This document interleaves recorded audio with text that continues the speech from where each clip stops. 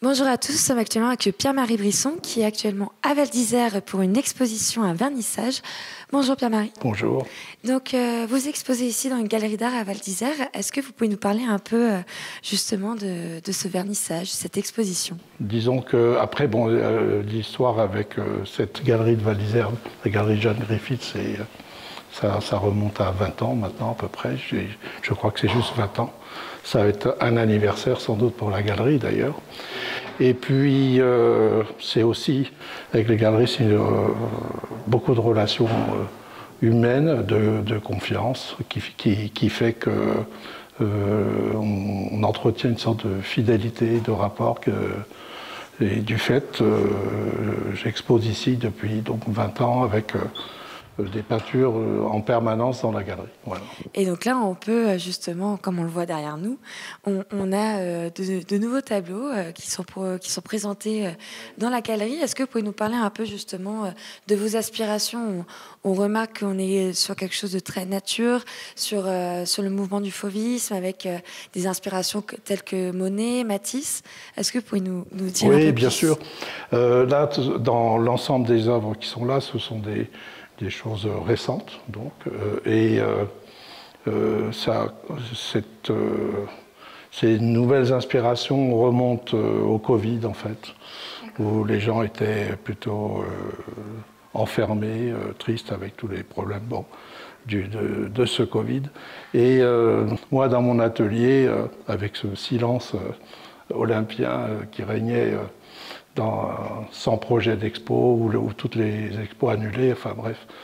Je me suis lancé dans l'idée de dire bon, ça va passer, mais il faut donner l'espoir. Voilà. Et la façon que j'ai trouvée pour penser à l'espoir et à la liberté, j'ai commencé à travailler les papillons. Et je voulais que ça soit des choses volatiles qui s'envolent, qui s'éclatent, qui donnent plutôt Et qui sont un symbole de la liberté, justement. Et qui sont aussi symboles de la liberté, exactement.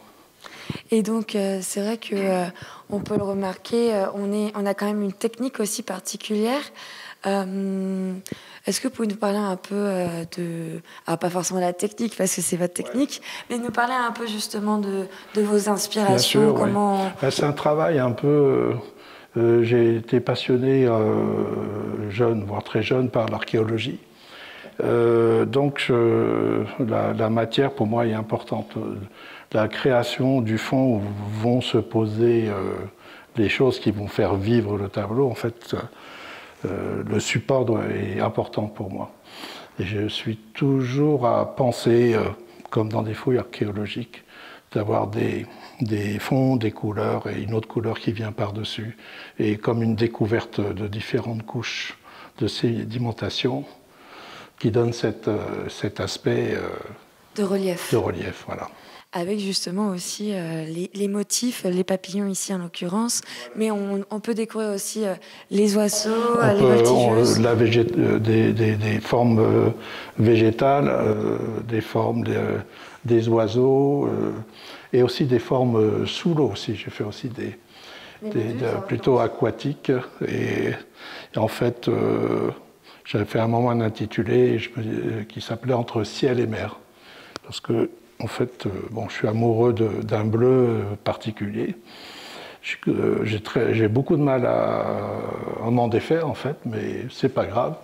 Mais en fait, et donc je me suis aperçu quand même, avec l'horizon du bleu du ciel et le bleu de la mer, on a deux surfaces, mais on a deux surfaces libres, à perte de vue.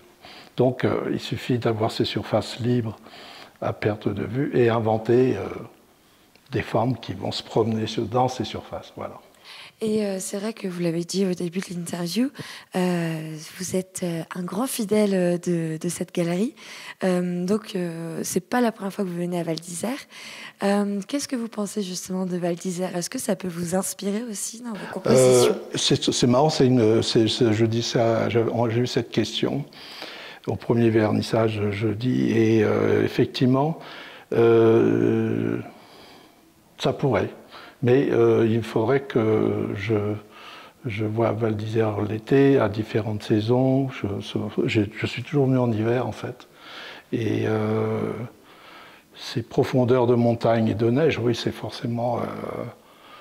ça ne laisse pas indifférent. C'est très beau, quoi, en fait. C'est de pouvoir découvrir la palette de couleurs qu'offre Voilà, Val d'Isère dans à le blanc, l'année. le gris, des petites touches un peu verdoyantes, etc. Voilà, faut imaginer ça. Ouais. Et c'est vrai que vous avez eu un premier vernissage qui a eu lieu jeudi. Comment ça s'est passé? Vous avez pu, je suppose, rencontrer certains amateurs d'art et puis peut-être aussi votre public. Comment... Oui, j'ai retrouvé notamment un collectionneur qui vit, entre autres, à Val d'Isère, que je n'avais pas vu depuis au moins 10-15 ans, qui est venu voir l'exposition fidèlement, on va dire, et bon, ça fait chaud au cœur, quoi. Voilà, c'est toujours agréable de voir de retrouver des gens qui sont touchés par ce que vous faites. Et est-ce que vous avez d'autres projets en cours ou d'autres expositions à travers le monde? À venir, en France, il y a une exposition qui sera à Marseille. Vous êtes attaché à la Méditerranée en plus. Et vraiment sur l'eau, une exposition sur l'eau d'ailleurs. Et une exposition à San Francisco dans l'été. Voilà. En fait, j'ai commencé ma carrière aux États-Unis, curieusement, un peu à l'envers, quoi. Je suis en train de revenir. C'est original, ouais, c'est l'authenticité et le côté atypique. Ouais. Et ben, en tout cas, merci beaucoup d'avoir été avec nous. Je vous remercie. On retrouve bien sûr, on peut admirer vos œuvres dans une des galeries de Val d'Isère et où on peut justement admirer toutes ces inspirations à travers la nature, la mer Méditerranée aussi. Et aussi, bien sûr, c'est un vernissage, une exposition permanente, on le rappelle, donc à venir découvrir ici. Merci beaucoup en tout cas d'avoir été notre invité et à bientôt, j'espère. À bientôt.